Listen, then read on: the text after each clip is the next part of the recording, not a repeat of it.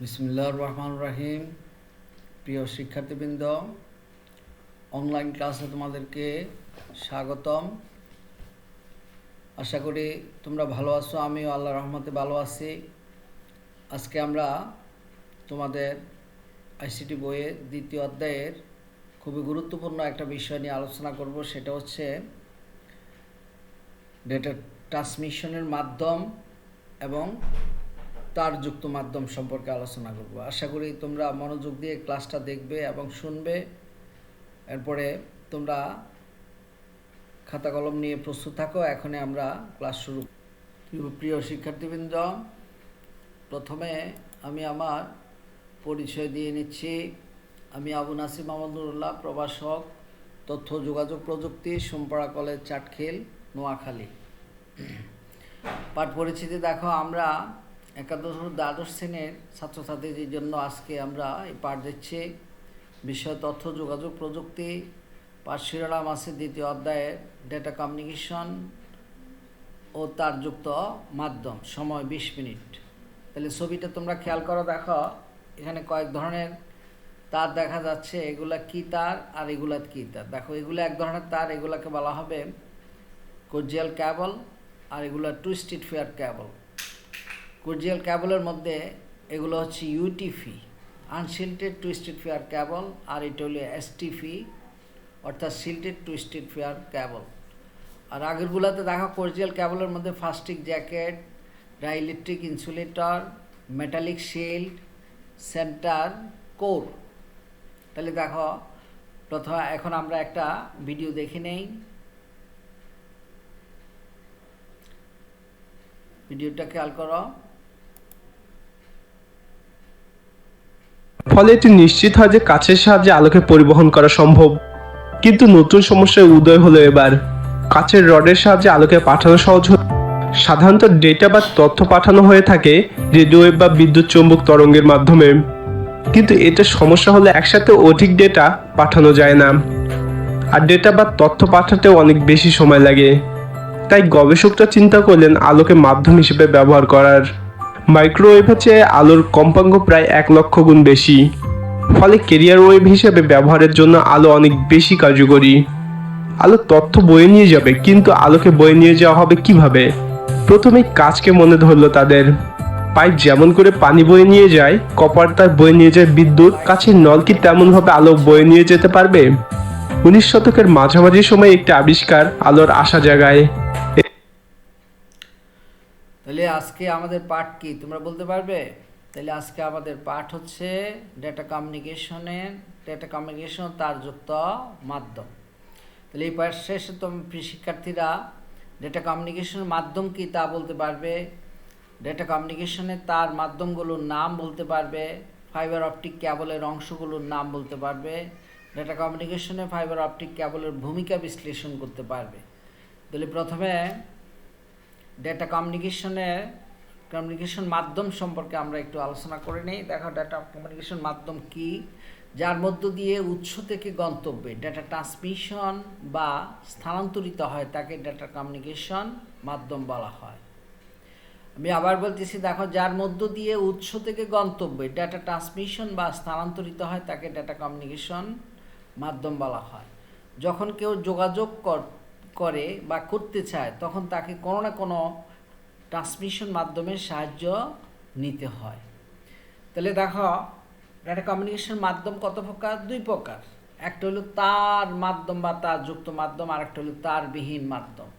এখন তারযুক্ত মাধ্যমও আবার কয়েক প্রকারের আছে। দেখো, coaxial cable, twisted pair cable, fibre optic cable. তাহলে তারযুক্ত মাধ্যমের মধ্যে আরও আছে, এর মধ্যে উল্লেখযোগ্য হলো coaxial cable, twisted pair cable, optical fibre cable. তার বিহীন মাধ্যমের মধ্যে রেডিও ওয়েভ একটা মাধ্যম, তার বিহীন মাধ্যম ওয়্যারলেস মিডিয়া, মাইক্রোওয়েভ, ইনফ্রারেড।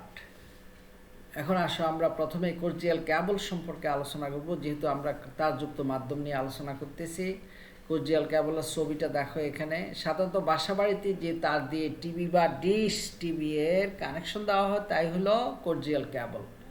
বাসাবাড়িতে আমাদের টিভি আছে এবং ডিশ আছে। ডিশকে যে কোনো একটা কেবল দিয়ে যুক্ত করতে হয়। এই যুক্ত করার যে কেবল ব্যবহার করি সেটাকে বলা হবে কর্জিয়াল কেবল। তোমরা দেখো কর্জিয়াল কেবল এরকম আমরা যখন খুলবো তখন এই ভিতরে একটা কোর থাকে, এরকম ফোমের থাকে, এরপরে তামার তার এরকম থাকে, এরপরে লাস্টে একটা জ্যাকেট থাকে এরকম। আমরা কর্জিয়াল কেবলের নমুনা।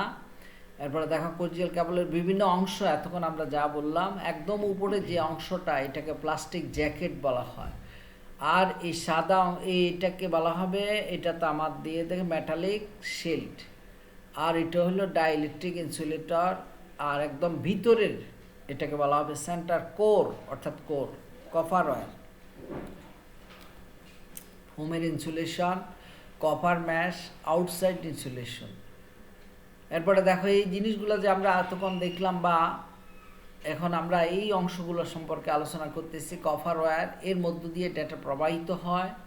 ফোমের ইনসুলেশন দ্বিতীয়টা, কপার ওয়্যার যাতে বেঁকে বা কুঁচকে না যায় সেজন্য ব্যবহৃত হয়। কপার ম্যাশ, বাইরের তাপ, চাপ ও ইএমআই থেকে কপার ওয়্যারকে রক্ষা করে যাতে নির্বিঘ্নে ডেটা চলাচল করতে পারে, অর্থাৎ ইহা ভিতরের তারের প্রবাহে প্রেরিত উপাত্ত সিগন্যালের ব্যতিচার রোধ করে।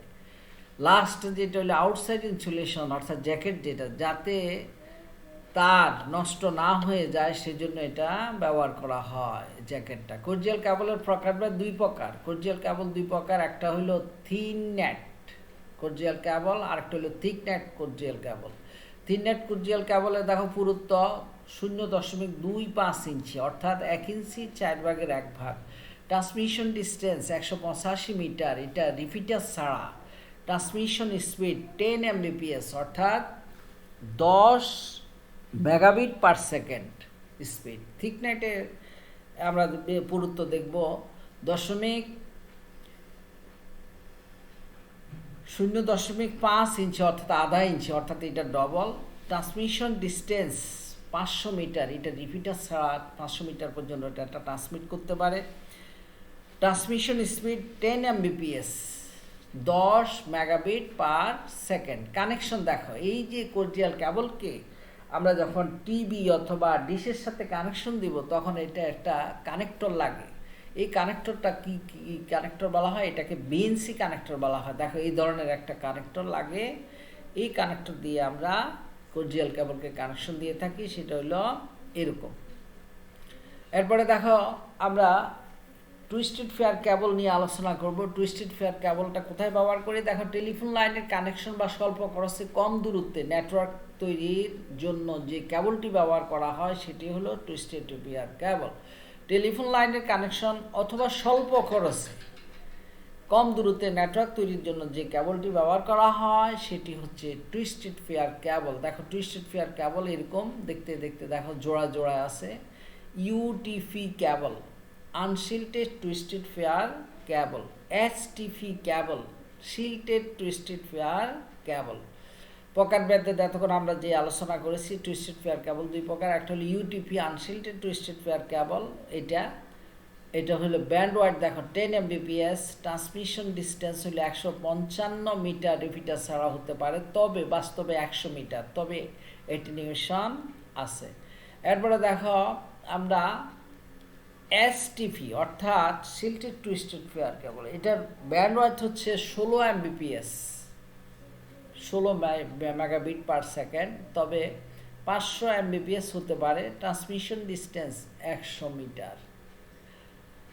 এরপরে দেখো আমরা কানেকশন, অর্থাৎ ওইটাতে কর্জিয়াল কেবলের যেরকম কানেকশন ছিল বিএনসি কানেক্টর, এটার জন্য টুইস্টেড ফেয়ার কেবলের জন্য এক ধরনের কানেকশন আছে, এটার নাম হলো RJ45 কানেক্টর। টুইস্টেড ফেয়ার কেবল সাধারণত RJ45 কানেক্টর দিয়ে কানেকশন দেওয়া হয়।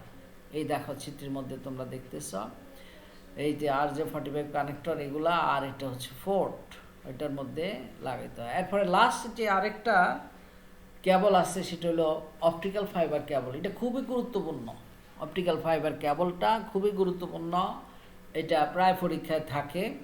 অপটিক্যাল ফাইবার কেবল তাহলে দেখো দেখতে এরকম, এইটার ভিতর দিয়ে লাইট সিগন্যাল ট্রান্সমিট হয়। আর অন্যান্য যে দুইটা কেবলের কথা, কর্জিয়াল কেবল এবং ফাইবার অপটিক কেবল, এই দুইটাতে ইলেকট্রিক সিগন্যাল ট্রান্সমিট হয়, কিন্তু অপটিক্যাল ফাইবার দিয়ে লাইট সিগন্যাল অর্থাৎ আলোক সিগন্যাল হিসাবে ডেটাকে ট্রান্সমিট করে। এই জন্য এর গতি খুব বেশি। দেখো আলোক সিগন্যাল যাচ্ছে আমরা অপটিক্যাল ফাইবারের ভিতর দিয়ে, এটা দেখতে এরকমই। এই অপটিক্যাল ফাইবার কেবল। এরপরে দেখো আমরা অপটিক্যাল ফাইবার হলো ডাইইলেকট্রিক পদার্থ দ্বারা তৈরি এক ধরনের কাঁচতন্ত্র। তাহলে অপটিক্যাল ফাইবার হলো এক ধরনের কাঁচতন্ত্র যা ডাইইলেকট্রিক পদার্থ দিয়ে তৈরি, যা আলো সিগন্যাল ও পরিবহনে সক্ষম। এটি ভিন্ন প্রতিসরাঙ্কের ডাইইলেকট্রিক পদার্থ দিয়ে তৈরি। অপটিক্যাল ফাইবার কেন্দ্রের মূল তারটি তৈরি হয় কাঁচ অথবা স্বচ্ছ প্লাস্টিক দিয়ে। অর্থাৎ অপটিক্যাল ফাইবার তৈরি করা যায় কাঁচ দিয়ে অথবা স্বচ্ছ প্লাস্টিক দিয়ে অপটিক্যাল ফাইবার কেবল তৈরি করা যায়। এখানে এটি ইলেকট্রিক্যাল সিগন্যালের পরিবর্তে আলোক সিগন্যাল ট্রান্সমিট করে। আমি আগে বলছি এই ফাইবার অপটিক কেবলটা ট্রান্সমিট করে লাইট সিগন্যাল অথবা আলোক সিগন্যাল। ফাইবার অপটিক কেবলের মধ্য দিয়ে দুইভাবে ডাটা যেতে পারে, একটা হলো লেজার ও আরেকটা হলো এলইডি। এলইডি এর কোনো নাম হচ্ছে light emitting diode. Light emitting diode খেয়াল রাখবা তোমরা। ব্যান্ডওয়াইথ হচ্ছে অপটিক্যাল ফাইবার কেবলের দেখো 100 Mbps 100 মেগাবিট পার সেকেন্ড হতে 2 Gbps gigabit per second. Optical fibre এর কয়েকটা অংশের কথা আমি বলবো তোমাদের, সেটা হচ্ছে core, cladding, jacket. Core, cladding, jacket, তিনটা অংশ থাকে অপটিক্যাল ফাইবার কেবলের, তিনটা: কোর, ক্ল্যাডিং, জ্যাকেট। কোর হচ্ছে ভিতরের ডাইইলেকট্রিক পদার্থ, ক্ল্যাডিং কোরকে আবদ্ধ করে রাখা বাইরের ডাইইলেকট্রিক পদার্থ। এরপরে জ্যাকেট আবরণ হিসেবে কাজ করে, জ্যাকেটটা হলো আবরণ হিসেবে কাজ করে। প্রকারভেদ দেখো, প্রতিসংখ্যার উপর ভিত্তি করে ফাইবার অপটিককে দুই ভাগে ভাগ করা যায়। একটা হলো কি স্টেপ ইন্ডেক্স ফাইবার, এটার প্রতিসংখ্যা সর্বত্র সমান। এরপরে এটা একটা গ্রেডেড ইন্ডেক্স ফাইবার, অর্থাৎ প্রতি সরাঙ্ক কেন্দ্রের বেশি থাকে এটাতে। কোরের ব্যাস অনুযায়ী দুই ভাগে ভাগ করা যায় ফাইবার অপটিক কেবলকে। একটা হলো সিঙ্গেল মোড ব্যাস, ব্যাস হইল কত 8/125 মাইক্রোমিটার, শুধু এটি ট্রান্সমিশন করতে পারে। এরপরে মাল্টিমোড, একটা হলো সিঙ্গেল মোড আর একটা হলো মাল্টিমোড। মাল্টিমোডের ব্যাস হইল কত 62.5/125 মাইক্রোমিটার। একসাথে একাধিক ট্রান্সমিশন ঘটতে পারে এটা দিয়ে, একটু খেয়াল করো। কমিউনিকেশন ব্যবস্থা দেখো, ইলেকট্রিক্যাল সিগন্যাল এর ইলেকট্রিক্যাল সিগন্যাল এখানে কপার জ্যাকেট দ্বারা, ইলেকট্রিক্যাল সিগন্যাল এখানে কপার দিয়ে আবার ইলেকট্রিক্যাল সিগন্যাল হচ্ছে, আউটপুট হচ্ছে copper jacket, electrical signal B হচ্ছে, এ থেকে বিতে ডাটা ট্রান্সমিট হচ্ছে। এ হচ্ছে অপটিক্যাল ফাইবারের কতগুলা দৃশ্য দেখো এরকমভাবে। ফাইবার অপটিক্সের সুবিধা দেখো, ফাইবার অপটিক কেবলের সুবিধা আমরা আলোচনা করব এখন। এই সুবিধাগুলোর মধ্যে আলোর পূর্ণ অভ্যন্তরীণ প্রতিফলনের মাধ্যমে এই সুবিধা পাওয়া যায়। আলো সিগন্যালের ডেটা প্রবাহিত হয়, অর্থাৎ আলোক সিগন্যাল দিয়ে ডেটা ট্রান্সমিট করা যায়, এটা একটা সুবিধা। আরও সুবিধা আছে দেখো, ব্যান্ডওয়াইড বেশি, অর্থাৎ ফাইবার অপটিক কেবলের ব্যান্ডওয়াইড অর্থাৎ ট্রান্সমিশন রেটের হার বেশি। এরপরে তা দেখো শক্তি ক্ষয় তুলনামূলকভাবে কম। এরপরে আকারে ছোট এবং ওজন কম, অর্থাৎ ফাইবার অপটিক কেবলটা আকারে ছোট হয় এবং ওজনও কম হয়, এই জন্য পরিবহনের সুবিধা। রিপিটার ছাড়া অনেক দূর পর্যন্ত ডেটা স্থানান্তর করা যায় এই ফাইবার অপটিক কেবল দিয়ে। ইএমআই মুক্ত ও অ্যাটেনিউশন নেই। এরপরে দেখো ডেটার নিরাপত্তা ও গোপনীয়তা বজায় রাখে, এটা একটা সুবিধা। নির্ভুল ডেটা স্থানান্তর করে, এটাও আরেকটা সুবিধা, নির্ভুলভাবে ডেটা স্থানান্তর করে। এরপরে আসো ফাইবার অপটিক্সের অসুবিধা, অর্থাৎ সুবিধার সাথে সাথে কিছু অসুবিধা আছে। একটা ছবিতে দেখা যাচ্ছে এরকম অসুবিধা, অর্থাৎ এই ফাইবার অপটিক কেবলকে বাঁকানো যায় না। তাহলে ফাইবার অপটিক্স কেবল বাঁকানো যায় না, অর্থাৎ এইসব ক্ষেত্রে ফাইবার অপটিক্স ব্যবহার করা যায় না, যেসব ক্ষেত্রে বাঁকানোর দরকার হয় কোনো তারকে। এরপরে দেখো ছবিতে আরও কি দেখা যাচ্ছে, এর ইনস্টলেশন অর্থাৎ ফাইবার অপটিক্স কেবলের ইনস্টলেশন কঠিন ও দক্ষ লোকের প্রয়োজন হয় এবং এই কেবলের দাম অনেক বেশি। তাহলে প্রিয় শিক্ষার্থীবৃন্দ, এতক্ষণ আমরা যা আলোচনা করেছি তোমরা আশা করি মনোযোগ দিয়ে শুনেছ। এখন তোমাদের জন্য কিছু প্রশ্ন নিয়ে আসলাম। প্রথমে একক কাজ, যার মধ্য দিয়ে ডেটা এক স্থান থেকে অন্য স্থানে যায় তাকে কি বলে? তোমরা বলতে পারবে? নিশ্চয় বলতে পারবে। সেটাকে বলা হয়, দেখো এখানে 4টি উত্তর দেওয়া আছে, যে কোনো একটা উত্তর সঠিক। প্রেরক এটা হবে না, প্রাপক হবে না, গন্তব্য হবে না। যার মধ্য দিয়ে সেটা হলো মাধ্যম। সঠিক উত্তর হচ্ছে কি? মাধ্যম। দলীয় কাজ, দেখো ফাইবার অপটিক্স কেবলের 3টি অংশ চিহ্নিত করে দেখো। অর্থাৎ এই ফাইবার অপটিক কেবলের 3টে অংশ থাকে, যে এটা চিহ্নিত করে দাও কোনটা কি অংশ, কি নাম। এরপরে মূল্যায়ন, দেখা তখন আমরা যা আলোচনা করছি ডেটা কমিউনিকেশনের মাধ্যম বলতে কি বোঝো। টুইস্টেড পেয়ার কেবল কি, কোয়াক্সিয়াল কেবল কি, একটু আগে আলোচনা করেছি। টুইস্টেড পেয়ার কেবল টেলিফোন লাইনে অথবা স্বল্প দূরত্বে কোনো নেটওয়ার্ক তৈরিতে আমরা এই টুইস্টেড পেয়ার কেবল ব্যবহার করি। কোয়াক্সিয়াল কেবল ডিশ অ্যান্টেনা, টিভি এগুলোর জন্য, ডিশের জন্য এগুলা কোয়াক্সিয়াল কেবল ব্যবহার করা হয়। এবং ফাইবার অপটিক কেবলের কয়টি অংশ থাকে বলো? তাহলে ফাইবার অপটিক কেবলের সাধারণত 3টে অংশ থাকে। 3টে অংশের নাম কি? এই 3টে অংশের নাম হচ্ছে কি? Core, cladding, jacket. আমি তোমাদের চিত্র সহকারে এতক্ষণ বিস্তারিত আলোচনা করেছি। তো প্রিয় শিক্ষার্থীবৃন্দ, আজকে আমাদের খুবই গুরুত্বপূর্ণ আলোচনায় আমরা বললাম যে ডেটা কমিউনিকেশনের মাধ্যমটা কি এবং মাধ্যম কত প্রকার ও কি কি, এবং এর মধ্যে তারযুক্ত মাধ্যম সম্পর্কে আমরা আলোচনা করলাম। তারযুক্ত মাধ্যমের মধ্যে coaxial cable, twisted pair cable, fibre optic cable এগুলা নিয়ে আলোচনা করেছি। এই ফাইবার অপটিক কেবলটা খুবই গুরুত্বপূর্ণ। এটা বেশিরভাগে প্রশ্নটা পরীক্ষা থাকে, তোমরা আশা করি ভালোভাবে বুঝতে পারবে। তো প্রিয় শিক্ষার্থীবৃন্দ, তোমাদের জন্য একটা বাড়ির কাজ দিয়ে দিলাম। বাড়ির কাজটা হলো কি, ডেটা কমিউনিকেশন মাধ্যমের ভূমিকা বাড়ি থেকে লিখে আনবে। কেমন? এটা লিখে নাও, ডেটা কমিউনিকেশনের মাধ্যমের ভূমিকা বাড়ি থেকে লিখে আনতে হবে। তো প্রিয় শিক্ষার্থীবৃন্দ, এতক্ষণ তোমরা মনোযোগ দিয়ে ক্লাসটা দেখার জন্য সবাইকে ধন্যবাদ। আশা করি বেশি বেশি করে চর্চা করবে এবং ভালোভাবে অনুশীলন করার মন মানসিকতা নিয়ে কাজ করবে, তাহলে তোমরা ভালো ভালো জিনিস শিখতে পারবে। তো সবাইকে ধন্যবাদ জানিয়ে আমি আমার ক্লাস আজকে এখানে শেষ করলাম। আল্লাহ হাফেজ।